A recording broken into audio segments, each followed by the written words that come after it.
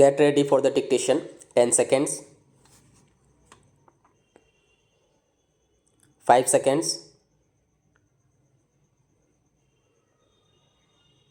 Start. Sir, I should like to deal with some of the recommendations of the committee, particularly their observations in regard to closer coordination between the central government and the state governments. The question of making health a central subject was discussed in the country's constituent assembly, and the members did not accept the suggestion made at that time that health should be made a central subject. It is primarily a state subject, but it is also in the concurrent list. But, sir, we feel that this was reflected this morning in the answers of the Minister of Health to a short notice question on cholera in Odisha, that there is not sufficient coordination between the central government and the state governments. Cholera has broken out in Odisha. The Odisha government has not asked for the help of the central government, and the central government, on its own initiative, has not offered any help to the Odisha government. That was brought out in the answers which she gave this morning. Sir, we have to maintain a fairly high standard of health in our country. It is necessary that there should be a much closer contact between the state governments and the central government, and my suggestion in regard to the recommendations of this committee is that whatever might be the constitutional position, there should be a central government health advisor at every state capital to advise the state government to find out the difficulties of the state government and to seek remedial measures if it is within the power of the central government. The committee makes a suggestion about regional directorates that may not be feasible, but certainly it is possible for government to appoint an advisor to represent it in the state capital. The second suggestion that I would like to make in regard to the main recommendations of the committee is that whatever might be the difficulties, we must make a start with regard to the evolution of a national health scheme on the basis of the scheme which is in force in England. In England, any person who makes a contribution of £5 a week can get all the benefits under the National Health Scheme.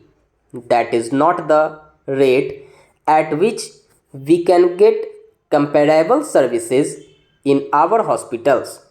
A question may be raised that a national health scheme may not be financially feasible in India.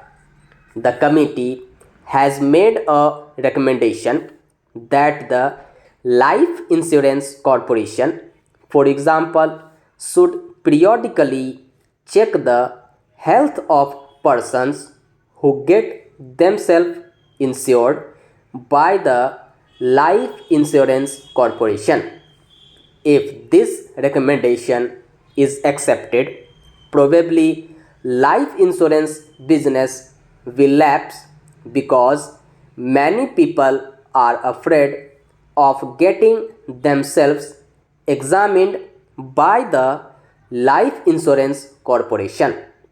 I would like to make a suggestion that on the basis of cooperative health schemes which are in force in the United States and elsewhere, the Life Insurance Corporation may make a beginning in regard to a national health scheme. It is not difficult. The difficulties are not insuperable. The employees a state insurance corporation is going to add about 11 lakhs in the state of Gujarat this year, and if the 11 lakhs are added to the number of those who are getting the benefits of the employees state insurance scheme at the end of the next year, there will be as many as 83 lakhs covered by that scheme. If that is possible under the employees state insurance scheme, it is quite in order for one to make a suggestion that the life insurance corporation should make a beginning in this direction. It may not be possible for the life insurance corporation to cover the whole country, but a beginning can be made. I would like to refer also to the recommendation made by the committee in regard to the medium of instruction in the medical colleges. The committee has recommended that English should be the medium of instruction in medical colleges and English should be the medium of instruction for nurses also. I am not in agreement with the committee's recommendation that the nurses should be taught in English. Nurses have got to deal with people who may not know the English language.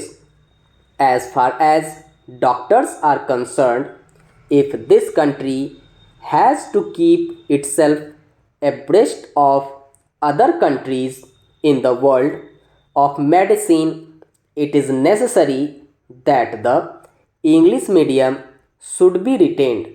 The House will watch with great interest what the minister has got to say in reply to this salient recommendation of the committee, because on the stand that the government of India is going to take on this subject will depend the future of medical education in our country.